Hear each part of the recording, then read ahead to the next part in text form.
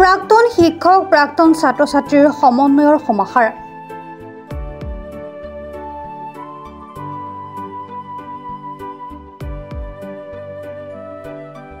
কামৰূপ জিলাৰ বৰগাঁও কেটেকিজাৰ উচ্চ মাধ্যমিক বিদ্যালয়ৰ বাকৰিত গুৰু শিষ্যৰ যুগলবন্দী আমাৰ কেমেৰাত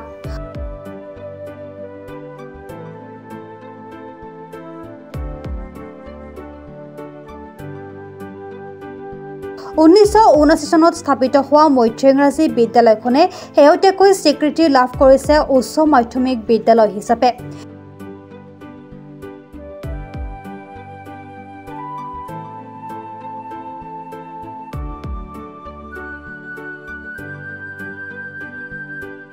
কেইবাগৰাকীও স্থানীয় সমাজকৰ্মী বিদ্যালয়খনৰ অৱসৰী শিক্ষাগুৰু তথা প্ৰাক্তন ছাত্ৰ-ছাত্ৰীৰ সফল প্ৰচেষ্টাত বিদ্যালয়খনে লাভ কৰিছে এই স্বীকৃতি।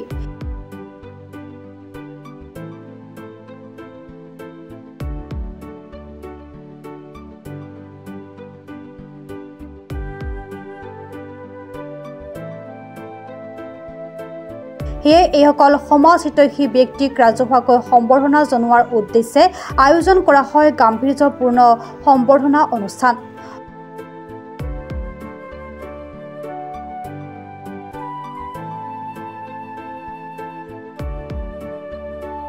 ঐতিহ্যমণ্ডিত কামৰূপ জিলাৰ হাজো শিক্ষা খণ্ডৰ অন্তৰ্গত বৃহত্তৰ বৰগাঁও কেটেকিজাৰ দলিবাৰী দদৰা পচৰীয়া আদি বিভিন্ন অঞ্চলৰ কেইবাগৰাকীও বিশিষ্ট ব্যক্তিৰ ত্যাগ আৰু পৰিশ্ৰমৰ স্বীকৃতি স্বৰূপে জনোৱা হয় ৰাজহুৱাকৈ সম্বৰ্ধনা।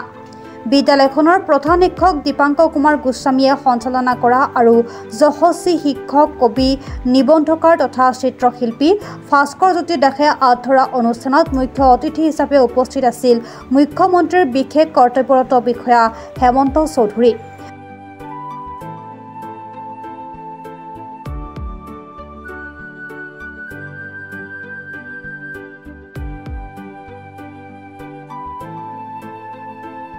মুখ্যমন্ত্ৰীৰ কাৰ্যালয়ৰ এগৰাকী চৰকাৰী বিষয়া হিচাপে উপস্থিত থাকি হেমন্ত চৌধুৰীয়ে ভাষণ প্ৰসংগত কয় যে শিক্ষানুষ্ঠান বা বিদ্যালয়সমূহ হৈছে বিদ্যাৰ মন্দিৰ। এই মন্দিৰত জাত-পাত আৰু ৰাজনীতিৰ ঊৰ্ধত থাকি কেৱল জ্ঞান আৰু প্ৰজ্ঞাৰ সাধনা হ'ব লাগে। এই ক্ষেত্ৰত সাধ্যানুসাৰে বিদ্যালয়খনলৈ চৰকাৰী সহায় সহযোগিতা আগবঢ়োৱা হ'ব। একেটা অনুষ্ঠানত উপস্থিত আছিল মুখ্যমন্ত্ৰীৰ কাৰ্যালয়ৰ বিশেষ পৰামৰ্শদাতা কালিচন সেন, প্ৰাক্তন আছু নেতা প্ৰকাশ দাস, জ্যেষ্ঠ সাংবাদিক মধুমাধৱ দাসৰ লগতে কেইবাগৰাকীও বিশিষ্ট ব্যক্তি।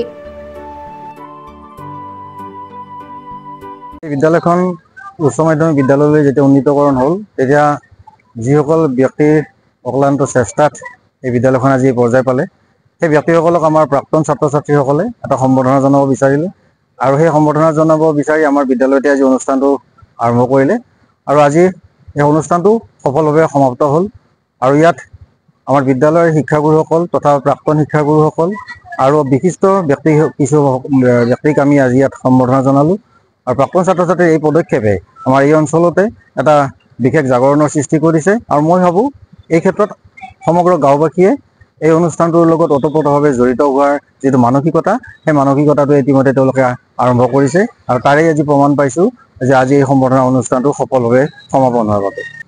আমি আচলতে বিদ্যালয়খনত বিশেষভাৱে গুৰুত্ব দিছোঁ, শিক্ষাটোতো থাকিবই, যিকোনো বিদ্যালয়তে শিক্ষাদান কৰা হয়। আমি কিন্তু ইয়াত শিক্ষাদানৰ লগতে সাংস্কৃতিক দিশত বিশেষকৈ আমাৰ খেল আৰু নৃত্য বা গান এই ধৰণৰ এই সাংস্কৃতিক দিশটোত আমি আগবঢ়াই নিয়াৰ কাৰণে ছাত্ৰ-ছাত্ৰীক চেষ্টা কৰিছোঁ, কাৰণ ইয়াৰ ছাত্ৰ-ছাত্ৰীৰ সেই টেলেণ্টখিনি আছে, যিখিনি টেলেণ্টক আমি জাষ্ট তেওঁলোকৰ পৰা উলিয়াই নিব লাগে। এই ক্ষেত্ৰত আমি যথেষ্ট চেষ্টা ৰাখিছোঁ আৰু ইতিমধ্যে আমি বহুত ক্ষেত্ৰত সফলো হৈছোঁ আৰু মই ভাবোঁ আমাৰ পাঠদানৰ লগতে আমাৰ এই কাৰ্যটোৱে ভৱিষ্যতে ছাত্ৰ-ছাত্ৰীবিলাকক হয়তো বিভিন্ন বিপথে যোৱাৰ পৰাও কিছু পৰিমাণে তেওঁলোকক ৰক্ষা কৰিব বুলি মোৰ বিশ্বাস হয়।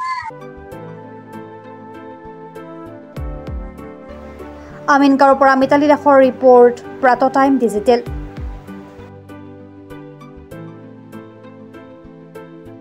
শদিয়াৰ পৰা ধুবুৰীলৈ, বৰাকৰ পৰা ব্ৰহ্মপুত্ৰলৈ সকলোৰে মাজত চিনাকি এটা নাম প্ৰাতঃ টাইম। থলুৱা ভাষা, কৃষ্টি আৰু সত্য বাতৰিৰ আধাৰত প্ৰতিষ্ঠিত খবৰ প্ৰাতঃ টাইমৰ প্ৰতিটো বা বাতৰি পুংখানুপুংখভাৱে চাবলৈ ফেচবুক, ইউটিউব, ৱেবছাইট, টুইটাৰ